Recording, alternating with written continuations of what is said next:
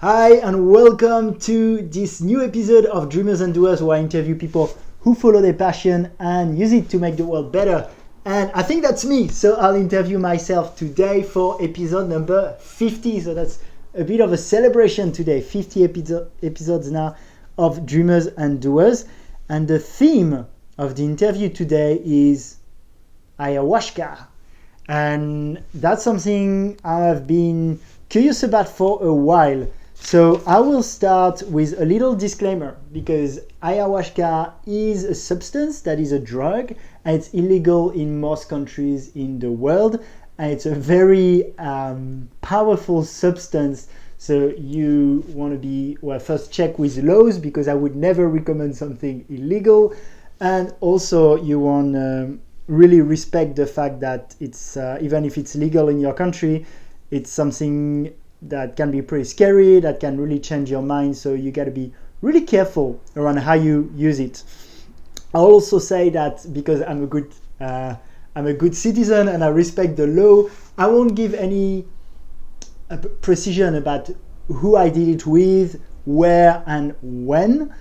But I'll talk about my experience. But of course, if you know me, I'm a good citizen. I have done it in a legal environment. I would never do anything that's illegal. So that's the disclaimer. Basically, don't do it. Disclaimer. And then you do what you want. So, what is it? What's ayahuasca? So, ayahuasca, as I said, it's classified as a drug. And it's like a tea. So it's made from a certain leaf and a certain vine that you find both in the Amazonian forest, I think, or in this area. So it mainly comes from around Peru and Brazil. I'm not an expert in it, but just to give you quickly the idea, you drink a tea and it's a psychedelic. So drinking that tea will make you enter a very, very different state of consciousness than the normal waking state of consciousness that we consider as the usual one. And in that state of consciousness, your mind expands a lot. Your consciousness expands to way beyond your usual identity. And the feeling from a normal perspective is that you've lost your mind. And that's what gets it a little bit scary. But yeah, basically it's been used for thousands of years now in those indigenous tribes of Amazonia. And I'm not a specialist of it, but it's used as a ritual, especially to connect with Mother Nature. So ayahuasca is often called the mother, and the idea is you connect with Mother Earth. So it's a way to communicate more directly with Mother Earth.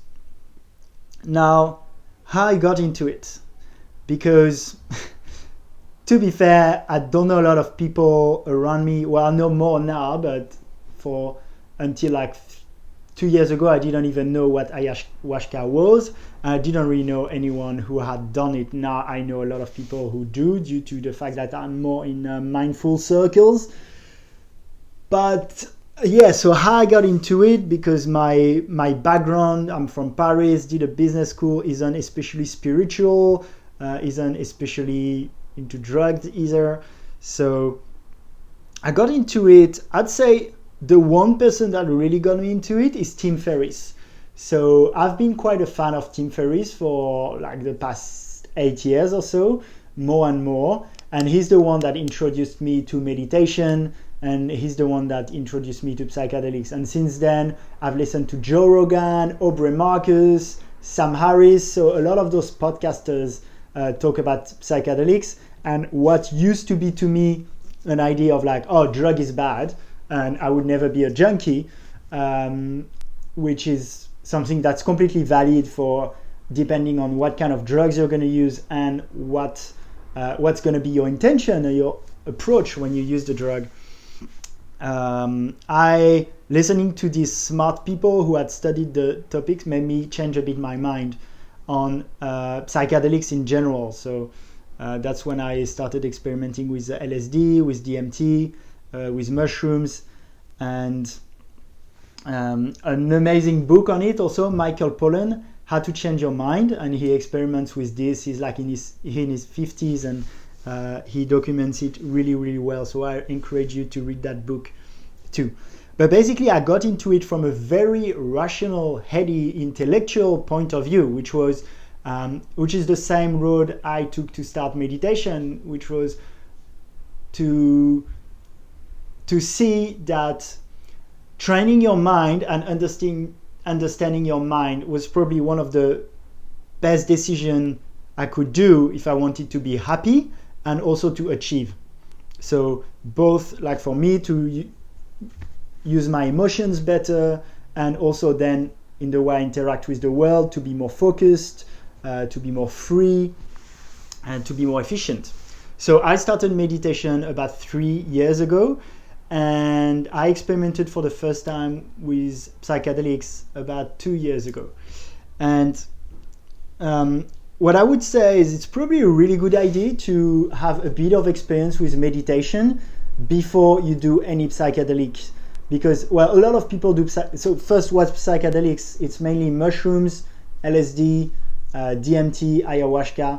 So these drugs that are going to change your state of consciousness, and you're going to hallucinate. You're going to see things, and then using the things, you're going to interpret them in a certain way. So yeah, I think it's really good to have inquired, looked into your mind, see how your mind works. Because if you're over-identified with the mind, thinking like, if you think you are the mind, then when you lose your mind, you're going to have a really bad time. Well, if you don't identify that much just with the mind, not either with the body, but more identify with the awareness of the mind and body. So if you know who you are that awareness, then the experience becomes way better, in my opinion, and there's way more to integrate. So when you do an experience like this, it's about knowing why you do it, doing it then, and then integration is super important. So there are a lot of people who do these drugs in a non-conscious way, and I think you got to be very careful because it plays with your mind, can get you a bit crazy. But I think if you feel you're ready, it can be something attractive to do it in a conscious way. And the way to do it in a conscious way is to prepare it well. So I had my friend Henry, when I did a Facebook post, he asked, what's the best way to prepare? The two very important things when you prepare a psychedelic experience are set and setting. So set is your state of mind. Like, what's your state of mind when you're doing it? Do you feel good? Do you feel grounded?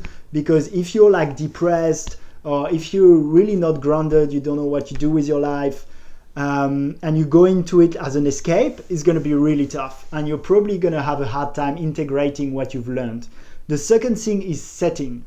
So set is about more the internal part, where you're at. Setting is about your environment, because when you're into that state, you want to be in a safe environment, meaning like being in nature is good, not being interrupted, and being with people you trust, because you can easily get paranoid, especially if you have a fear of being a junkie or almost a hippie like I had the first time I did it, and then if you start become a bit paranoid about I'm gonna get arrested or these things, well, then you're just going to have a really bad experience. So you want to be with people you trust and in an environment you trust.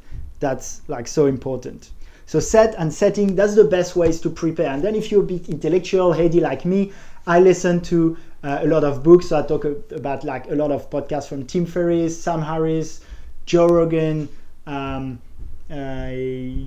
others, reading Michael Pollan. James Fadiman is a really good one to listen to. I did an article referencing, there's like really good TED Talks about this. So you can ask me if you want, but if you look into the Unlocked blog, I did an article referencing a lot of podcasts and TED Talks about that topic.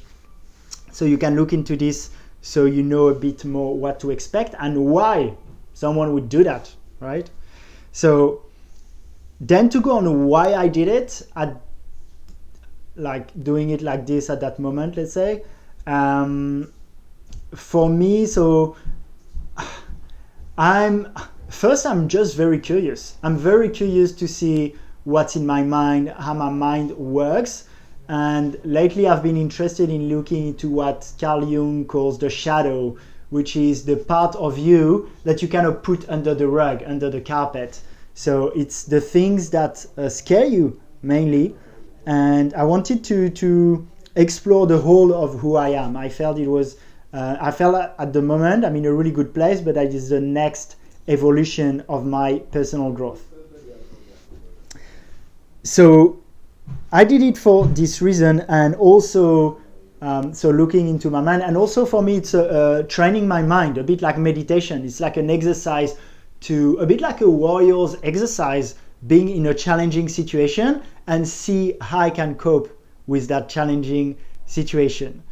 And the last part for me is with what I'm doing. Like, I consider myself as a human guinea pig. I explore unknown territory for people, and they can look at it as a social experiment. And I just find it cool. So I think more and more people are interested in ayahuasca. So I felt like it was a professional obligation for me to test it and to give a testimonial around it, to help people if it's something they consider. Because I know for me, listening to people who had done it and seeing them as potential inspiration on how I could get into it in a healthy way was helpful. And I want to be helpful too. That's why I'm doing this. And that's why I did the experience. So now let's go to the juicy part and the experience in itself.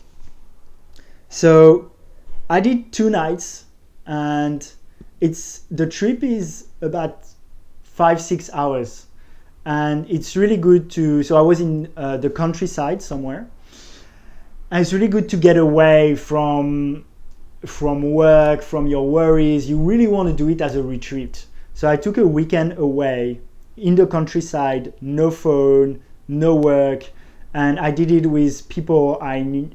Some of the people I didn't know, but the person that organized, so the shaman, was someone I had talked to and that I trusted. And this particular experience, you have a shaman. It's like a guide who's going to play some music, who's going to put the right atmosphere, who's going to call on the guides and the spirits of ayahuasca, and who's going to do it well. You want to have someone that's been trained for this tradition, has spent like 10 years with a master in South America. So you want to take it seriously. And that's how I did it. So we were just a small group, 3 people, including the shaman the first night, 4 people the second night. But I know these experiences attract people who are really beautiful people, and the atmosphere you are in is an atmosphere of love and non-judgment, and it's just really beautiful.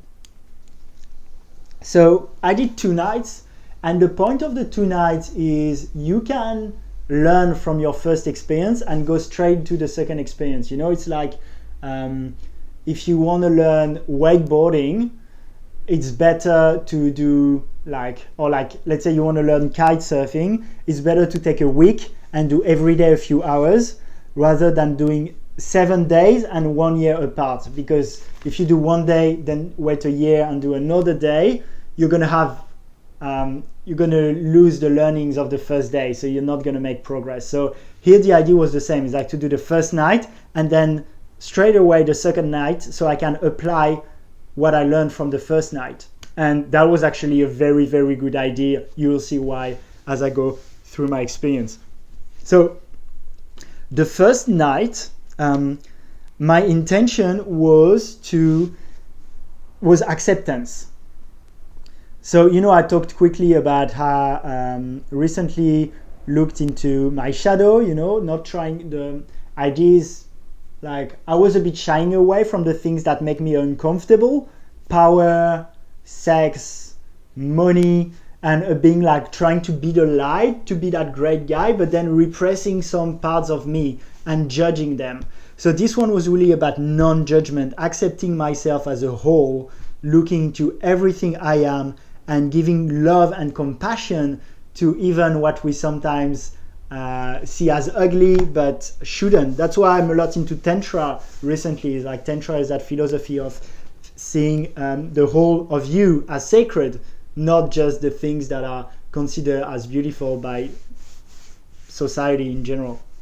So first night was about acceptance, accepting the whole of who I am, and non-judgment. But obviously this intention prepared me for a rough one, because I went into it really like, I'm going to dive into it and let the mother see the whole of me and take me in a way, you know.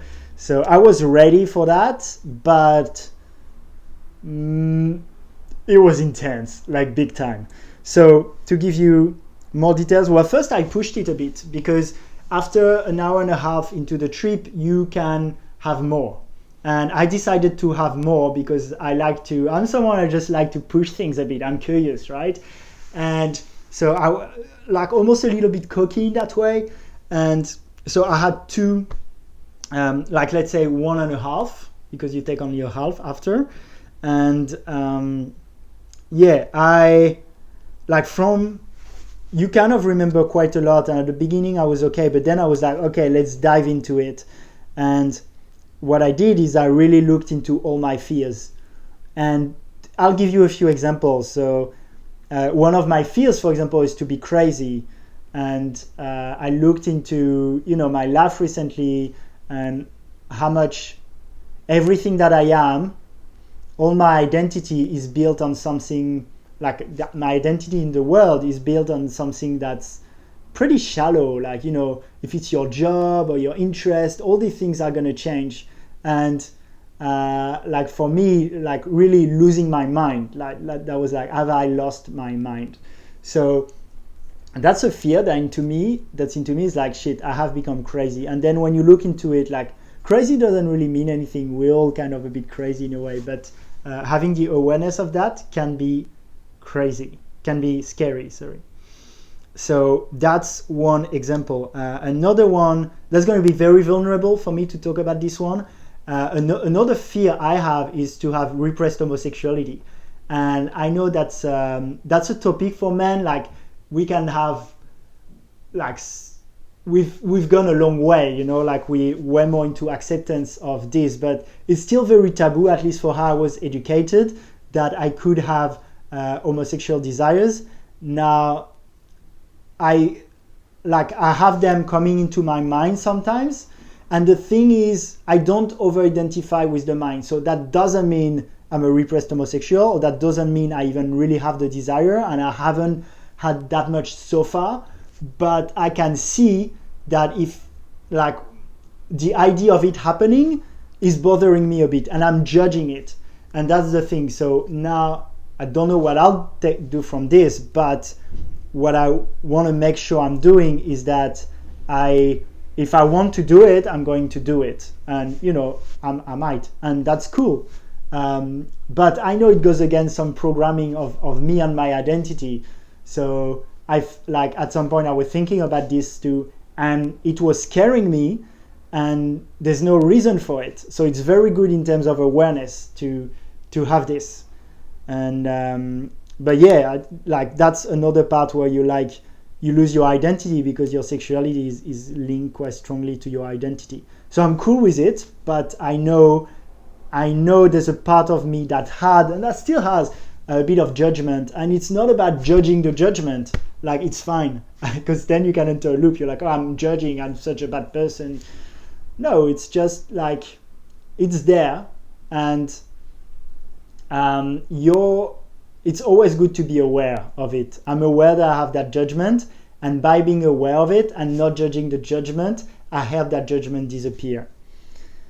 Another big fear is linked to the craziness is how much lately I've been like taking leaps of faith and made life beautiful and become more spiritual, but it fears to become crazy to a point that you're completely not grounded and you don't have any sense of what reality is. And so part of it for me was suicide.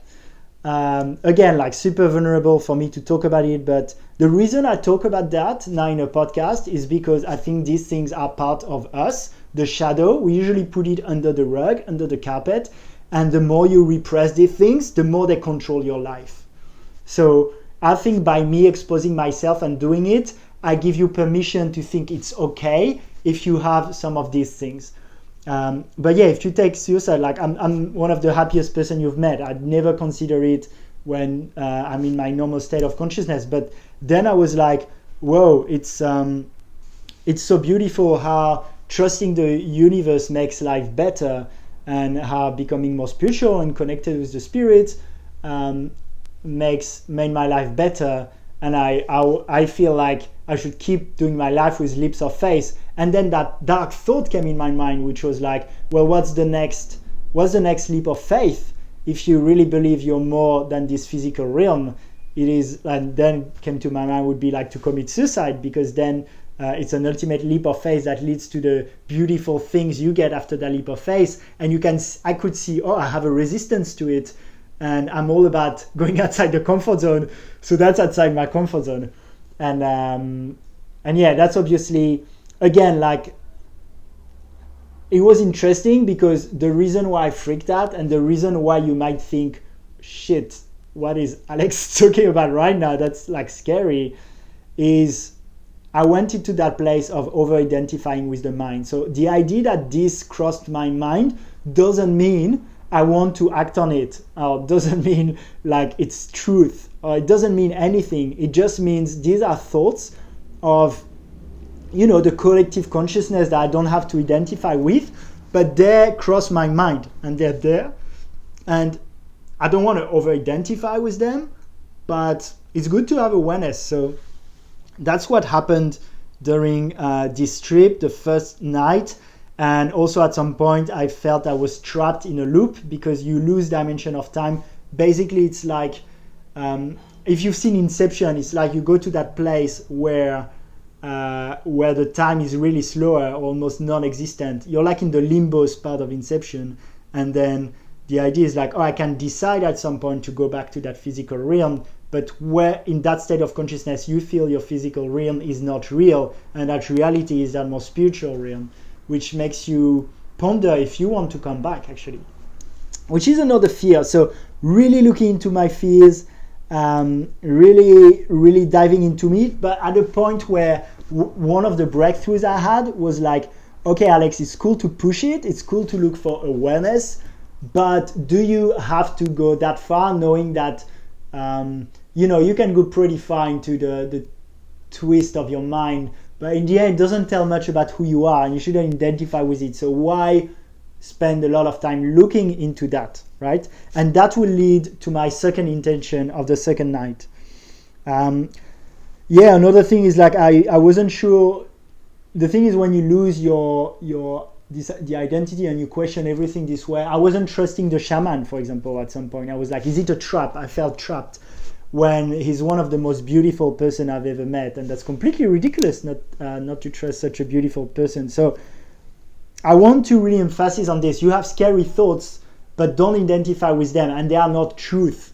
It's good to see it, okay, that's in my mind, but like the fact I didn't trust that person, for example, was like, my intuition is like, that's such a beautiful person, I trust them. So it was actually telling me my mind is sometimes playing tricks, and I prefer to, and when I don't listen to my intuition and I'm too much caught in my head, then I become blind, So that was really interesting. And being in that loop, sometimes I was waking up, I need to be alone, and then 2 seconds later I'm like, actually I want to be with the group. So you change your mind all the time, very, very, very agitated. So letting my mind go in free flow like this, I was like, no, it's not how I want to live. Like, I don't want to have my mind, like the mind, if you let it be a wild horse, is going to be like, yeah, pretty bad. I mean, that's how most people live their lives too. They have thoughts and thoughts all the time that don't tell anything about you, but you are very identified with it, and they rule your life. Like, it can be really bad. So yeah, in the end, rough experience. And how I ended it, I came back to the ceremony, and I was like a little child that's been fighting with his mother. I was like surrendered and just went into my blanket, and I was like, okay, I surrender, just like, like a little child. Very humbling experience. Also, I purge. So part of the experience most of the time is you're going to vomit and have diarrhea. So not the nicest, but it's kind of part of letting go, of surrendering and doing the things that are a bit, that you see as dirty, but doing it without judgment, So basically, I could not handle the energy. I could not handle it on the first night. I went to those dark places, and it's fine because it gives me awareness, and I could see the judgment I have on many things. And I talked about me, but also a lot of judgment on other people. Like I was judging other people, and I could see that clearly. And it's fine, but like seeing this was really, really good in terms of awareness. But that leads me to why I thought it was really good to do 2 nights. Is like first night was about awareness, going fully into it, and really diving into it, letting it take me. But then the second night was about, okay, now I want to do a night when I'm more in control, when I'm handling it. And with control, there's like good and bad control, right? Like I'm not talking about control like being a control freak and controlling everything in your life, but I'm talking about, to me, it's like a dance. When you dance with someone, you let the other person control sometimes, and you follow the other person. So you're not completely closed and be like, I'm in control, but you also take part. You're an actor in it. You're not just being a victim and letting the thing completely rule everything over you. You're part of it. You're an actor. So it's about that co-creation, really. And the second time, that's what I embodied. So for that second night, well, first I'll talk more about the beautiful part of the trip that I had also these parts on the first night. So I exaggerate a bit, like the one tough experience, the second beautiful one. It's not that black and white, but I'll talk about that for my second night. But I'll talk about what the shaman told me and what really helped, because it was really good guidance. He was like, hey, yesterday you were very agitated, and so it'd be good that you just stay still and sit, because you stay like in a meditation kind of lotus position and sit for like, so try to stay and come back to the breath instead of having my mind be like, get up, like do that, start shouting, start like, I was expressing a lot, which is okay, but the second night was like, okay, I can handle it. It was a bit like, it felt a bit like a ritual to me to go from a child to a man, and being like, okay, you can, Alex, you can handle that. You're a grown up now, and you can handle these situations. It's good to see your weakness, but now be that man you want to be. And that was a powerful ritual. So second night, my intention was really to handle it. I can handle it. And the way to handle it is to not let the mind take me anywhere it wants to. It's to be me, that awareness, going back to the breath. And so basically the second night, also I didn't push it. I just took the 1 cup at the beginning, which is the normal dose. And because I was such in a great place, I was like, do that training in the good place. Why do you have to always push it? It's not always healthy to push it, right? So I was already a lot outside my comfort zone. You always are when you do these kind of substances.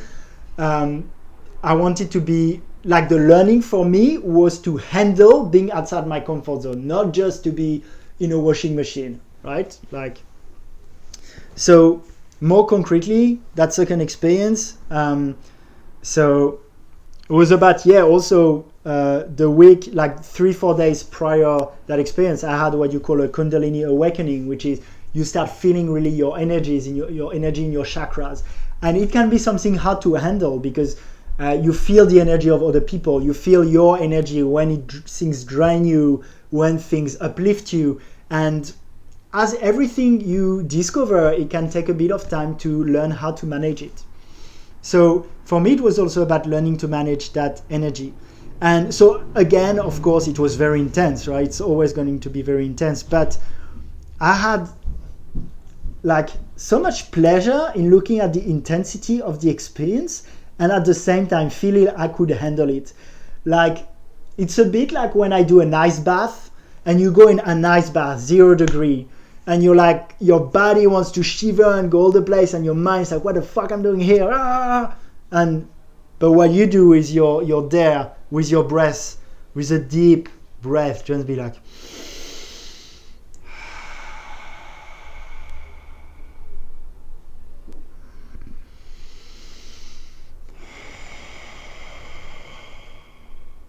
and that warrior spirit, that feeling of peace in the storm, is such a great feeling. Like you feel like really, that, that like the archetype was the one a bit of either of a warrior that's very calm, or even like a king on his thrones, and being like super grounded, super calm, and loving at the same time. So then how I prepared it to is very good advice from the shaman was to imagine I was grounded. So to me, it was also really cold. So to me, I was a flame, like a steady flame, and that was breathing, and I had roots on the ground, and that was to prevent me from starting walking all around and being agitated. So I was that mix of a flame and a tree, and I was there, powerful, handling it like a tree, a flame, a warrior, a king, and you're there handling it, and your mind all the time. So it's still intense, like you start drifting and then back to it through the breath. And a little bit like a little baby that learns to walk and goes like walk and fall and walk and fall and walk and fall and walk and fall. Like my training for the night was like my mind wants to go like away, and I'm like, go back to the breath, go back to the breath, go back to the breath. I freak out, go back to the breath. I freak out, go back to the breath. I freak out, go back to the breath. And sometimes allowing the experience too. So when I could feel the mind was taking me to places where I would be slave, I was like, go back to the breath. But sometimes the ayahuasca, the substance would take me to those beautiful places, because it's not just that kind of struggle thing I talk about. It's also that such a beautiful experience, because when you allow the substance to take you to those places of no time, of nothing, you become pure consciousness. So it can feel a bit like being a cloud, or being like just a pure explosion of light. And when you're this, it's just a feeling of ecstasy and peace. Like there's no you, there's just being, and being in that state is really hard to describe, but it's beautiful. Yeah, one thing I should have said at the beginning of the podcast is what everyone will say with a psychedelic experience is that it's what you call ineffable, which is really, really hard to describe. So whatever you hear here, when it's experienced, it's completely different, right? Like there's no way you can feel what I felt through words, but I'm giving you the best I can. And so, yeah, it was that training of like going back to a place and going back to the breath. I'm in control. I can handle it. And then I see, where do you want to take me? And takes me to that place of pure love and to that beautiful place. And then I'm like, okay, I'm going to let you take me there, because that's also why I'm here. And so you have entities that visit you, and it can be like, it can be snakes, it can be, so for example, the shaman sometimes will take in different forms and being like, a certain archetype of someone or something, can be a snake or an alien or something like this, that's going to give me advice, that's going to give me guidance. So that's also the other part of the mother, where you call the mother. It can be tough sometimes, a bit, graduating from being a child in the eyes of the mother to being a man, but the mother is also showing you beautiful things about life, beautiful things about unconditional love, and really taking you in its arms. So you feel like you're part of that whole. So you feel you're like pure consciousness, you feel connected. You feel connected with other people, but with nature. And the mother's really like, I'm here, I'm your mother, we're connected, and everything's gonna be okay. And yeah, it's hard to describe, but it's beautiful. It's beautiful, and you remember it. So part of my practice also was, I told you I breathe. Every time I was breathing, I was still tense in my jaws, in my shoulders. So really, I'm still tense, and then relax. And I do this. I'll talk about the integration part, what I got it from my life now, but that's really powerful. Okay, so that's basically the most intense part are the first 2-3 hours of the experience, and then as you go down from the trip, you get more grounded, you get your mind back, it's less intense, and you enter that very beautiful place, which is it's a bit like putting your boots after skiing. You've been cold, you're like then you're back to that more familiar, comfortable environment. And then we start sharing, we start singing. So there was a question, and I think it was Michael, and he asked, is it true that the shaman kind of dictates the experience with songs? Well, the shaman is going to sing, there's going to be a lot of instruments, and sometimes it's going to be silence. So the thing is, you become your environment. You have less sense of self, and you become the other person. You also become the music sometimes. So yes, the answer is yes. It's very important to have someone that puts the right setting, the right environment, and it's done a lot through music and chanting. It's beautiful. And so when you go down from the more intense experience, then you get your mind a bit back, but you still feel very connected with everything that is.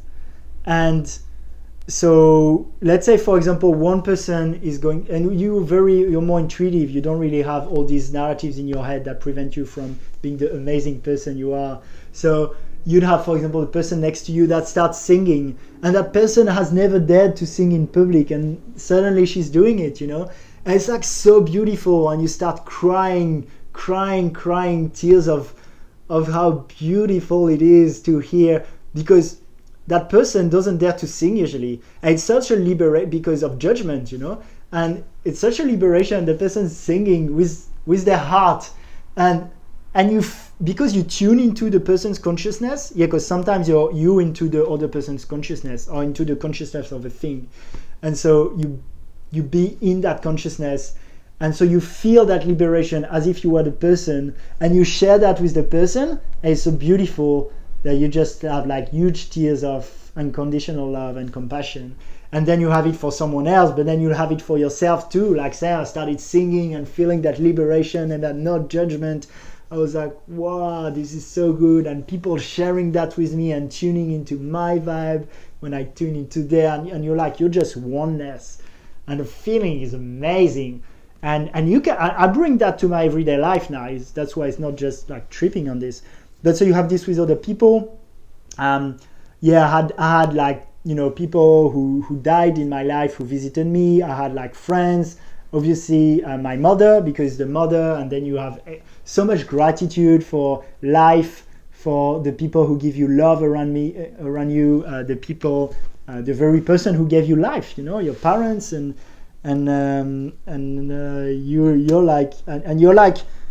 you're communicating with them in a way, and be like, I love you so much, I love you crying so much, and it's so beautiful. It's like an expansion of your heart. That's like, wow. So yeah, and sometimes you become the sound too. So there was a gong, and you become the sound, like you merge into that. It's like, that's really probably the hardest part to describe, but it's so beautiful. So okay, I don't want to keep it too long, so now I'll finish with the integration part, because it's not just about tripping, at least to me. It is about what I got out of it, and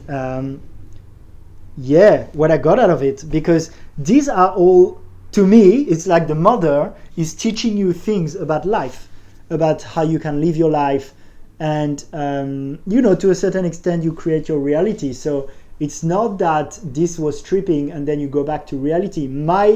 I was joking with a few friends lately that my life has become a psychedelic trip, and obviously that's an exaggeration, but you can feel unconditional love a lot in your life. You can be one of the most grateful person. You can tune into people's consciousness in your everyday life. Like, if you have so much compassion when someone tells you something, you can tune into people's vibe. You can be very aware of your energy, and you can feel your energy and other people's energy. And probably, I don't know if you can do it the way I felt it under the substance, but you can do it to a certain extent. So also coming back to my breath, relaxing, these are things I do all the time now. So I'll walk in the street, or now I'm recording this, I feel tense, I'll be like, okay, I'm tense. Relax, and then I'll be more grounded, I'll be more calm, I'll be delivering my message better doing this. So yeah, looking into these learnings. So for me, the learnings were like relax, breathe, use your breath to relax and go back to that place when you don't feel grounded. Other learning was like, you don't have to over-identify with the mind, you don't have to go, like your shadow's there, you want to have awareness, but don't make it a fetish practice to go into it that much. Look into it when it's relevant and when you feel it holds you back.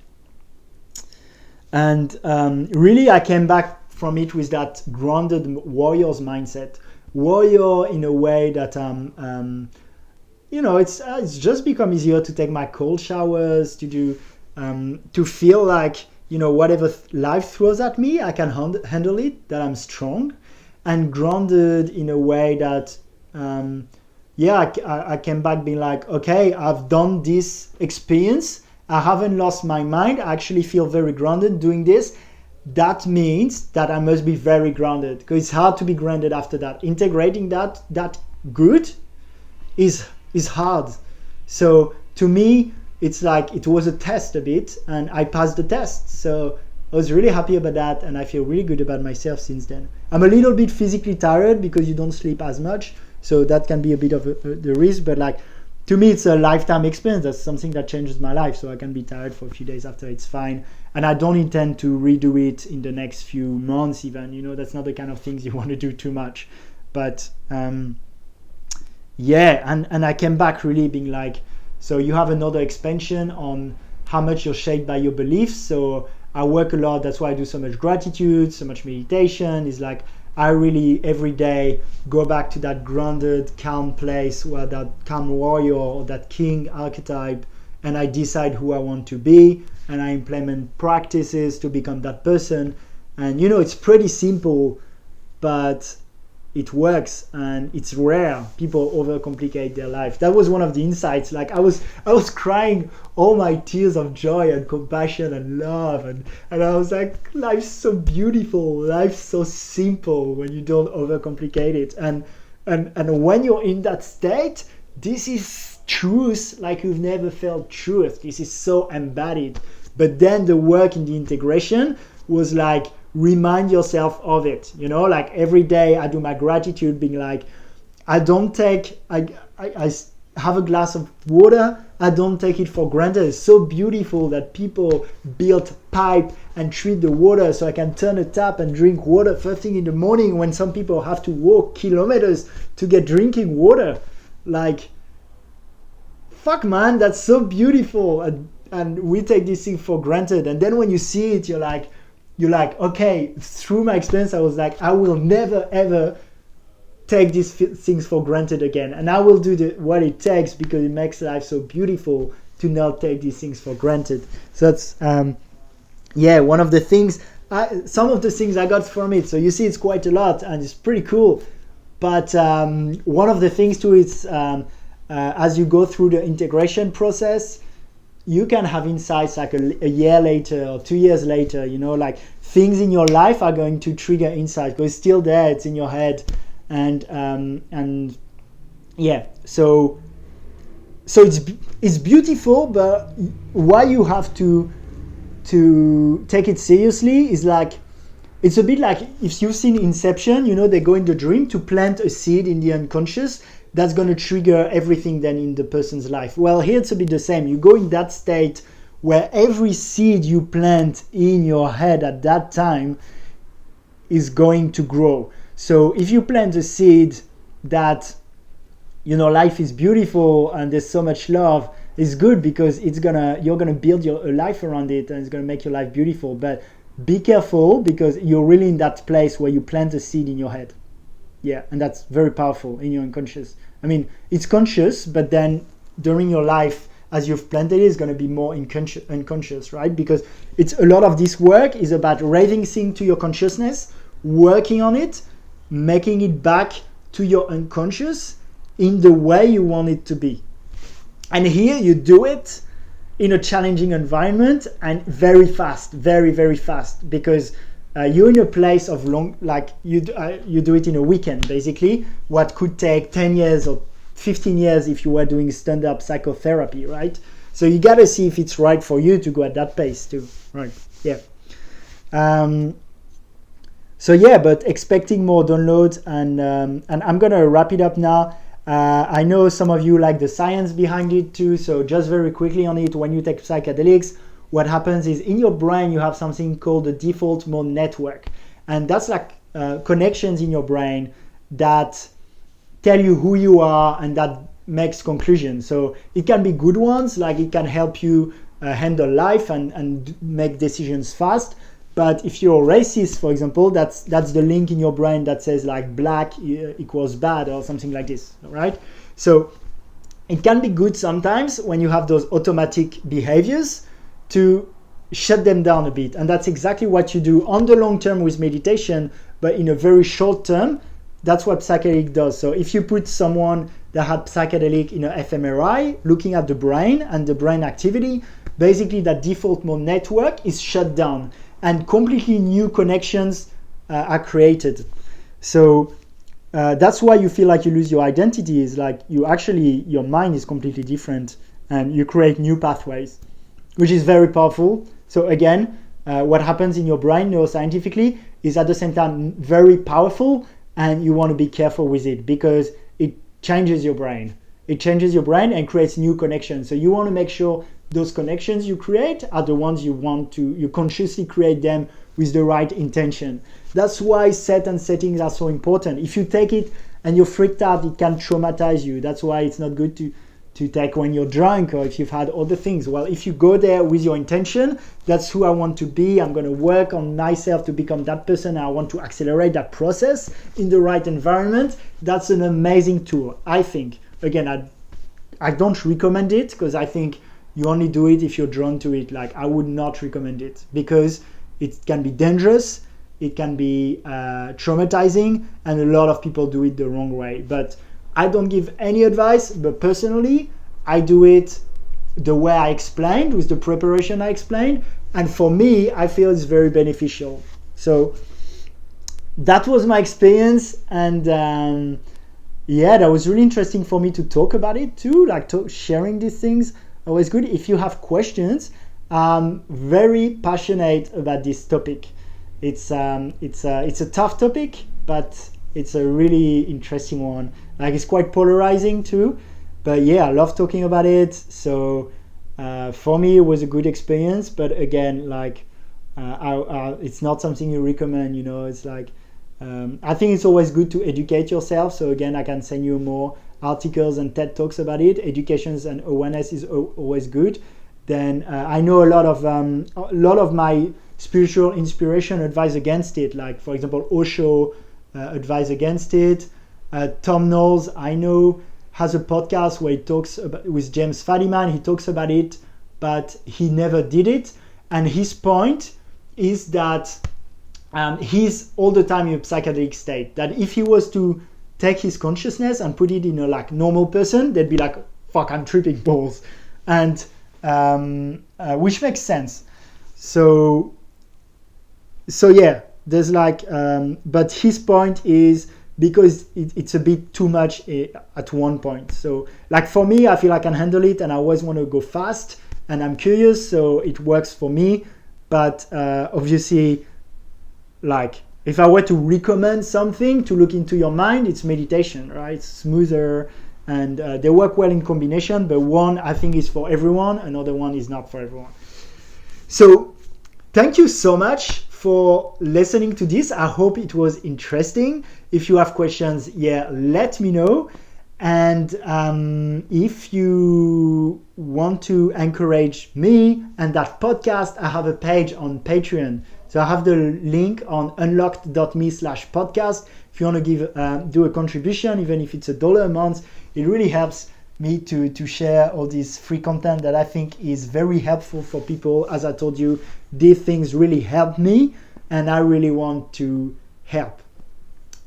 So thank you, and have an amazing day or night.